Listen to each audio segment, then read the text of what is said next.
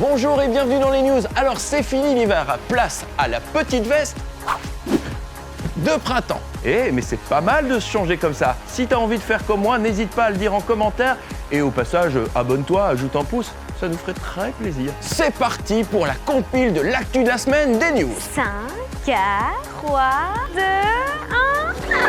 C'est le printemps. Je suis trop contente, je déclare la saison des barbecues ouverte. Le printemps commence le 20 ou le 21 mars. Alors pourquoi ce n'est pas la même date chaque année? C'est à cause de notre système solaire. Alors, on dit qu'une année fait 365 jours. Eh bien, ce n'est pas tout à fait exact. En réalité, il faut 365 jours, 5 heures et 48 minutes pour que la Terre fasse le tour du Soleil. Il y a donc un écart entre la réalité et notre calendrier.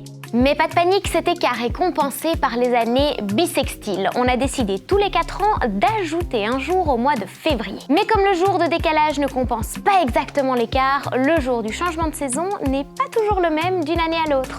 Mais moi, ce qui m'intéresse, c'est ce que vous préférez au printemps. Belles fleurs qui poussent, on entend les oiseaux qui chantent et on peut plus faire des balades parce qu'il fait meilleur. Je suis plus obligée de mettre des pulls. Ma saison préférée, c'est l'hiver puisqu'on peut faire des batailles de boules de neige.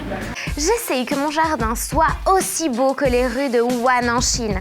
Mais bon, il y a encore un petit peu de boulot, hein. Chaque année, au mois de mars, Wuhan devient la ville des cerisiers en fleurs. Au total, plus de 10 000 cerisiers et des dizaines de milliers de lumières colorées donnent un paysage incroyable. C'est également une façon pour la Chine de célébrer son entente avec le Japon. Et oui, dans le passé, le Japon a fait don des plus anciennes variétés de cerisiers en guise de cadeau de la paix. Waouh, je me fais un gros délire, voler au milieu de cornets de glace et encore, je sens que je vais pouvoir plonger dedans. Ce 24 mars, c'est la journée européenne de la glace artisanale. Et c'est quelque chose de très sérieux. Elle a été officialisée par le Parlement européen en 2012. Et chaque année, un pays propose un parfum qui sera ensuite décliné chez les artisans glaciers européens. Trop bien. Et vous, c'est quoi votre parfum de glace préféré? C'est la vanille avec des pépites. La glace au citron et la glace aux fraises, parce que c'est vraiment trop bon. La noisette et le chocolat, parce que ça va bien ensemble. Cœur de pastèque avec de la crème fraîche, des granulés, un demi de notes et des sucres. Je mélange toutes les boules, comme par exemple vanille et chocolat, c'est très bon ensemble, donc alors je les mélange. Et alors pour moi c'est meilleur. Ah ça, moi j'aime pas du tout quand c'est tout mélangé. Merci en tout cas aux élèves de l'école Nagno Les Érables pour vos avis sur les glaces artisanales qui étaient l'un des mots du jour. Bon les amis, vous le savez, à cause de la guerre, de nombreux Ukrainiens quittent leur pays pour aller se réfugier ailleurs. Et certains se sont réfugiés chez nous. Mais les Ukrainiens ne sont pas les seuls à trouver refuge en Belgique. Depuis 2015, beaucoup de migrants arrivent dans notre pays. Ils viennent d'Afghanistan, de Syrie, d'Irak, où là aussi il y a de violents conflits. Lors des premiers afflux de migrants, leur accueil n'était pas vraiment organisé et beaucoup se sont retrouvés démunis au parc Maximilien situé à Bruxelles. Des citoyens se sont alors rassemblés pour leur venir en aide. Depuis 2015, ce mouvement n'a cessé d'aider les migrants et en 2017, il s'est même structuré en ASBL. On a différentes missions, de l'hébergement, de l'aide matérielle, comme on voit là maintenant, un accompagnement socio-juridique, des cours de langue. Environ 100 personnes travaillent pour la plateforme, mais il y a aussi beaucoup de bénévoles qui viennent donner un coup de main. C'est le cas de ces jeunes. Avec leur classe, ils sont venus une journée pour trier les dons de vêtements. Une fois les pièces sélectionnées, elles seront mises à disposition des migrants dans un local de la plateforme.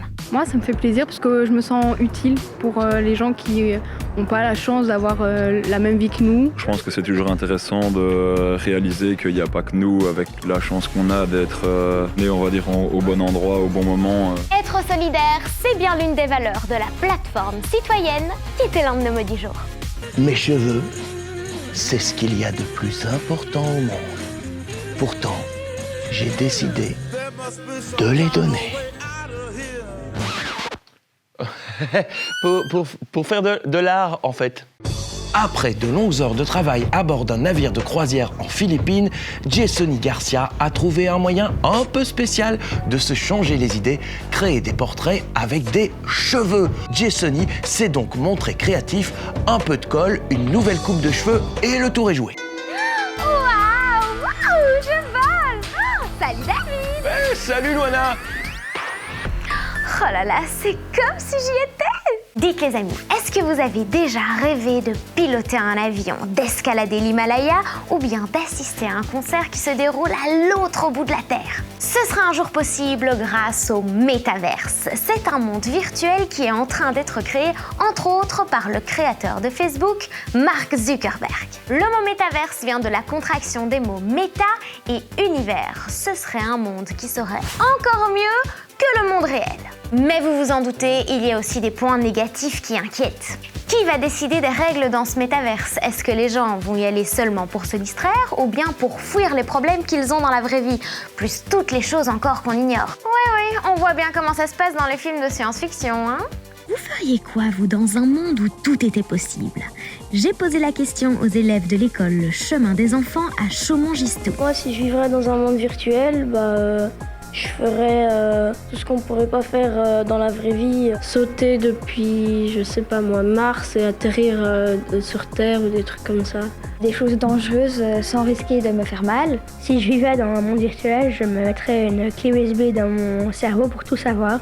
Tu peux pas faire des trucs en monde réel, tu peux pas avoir de sentiments et tout ça. C'est pas chouette parce que du coup tu peux pas voir tes copains en vrai. Alors moi, si je pouvais vivre dans le métaverse, je piloterais les super véhicules, je sauterais de l'Himalaya et... mais en fait, c'est ce que je fais tout le temps dans les vidéos des news. Donc n'hésite pas à venir le constater sur nos autres vidéos, à t'abonner et à ajouter un pouce. Ouais, merci beaucoup. Bon, je vais piloter ma super voiture. Salut, ciao!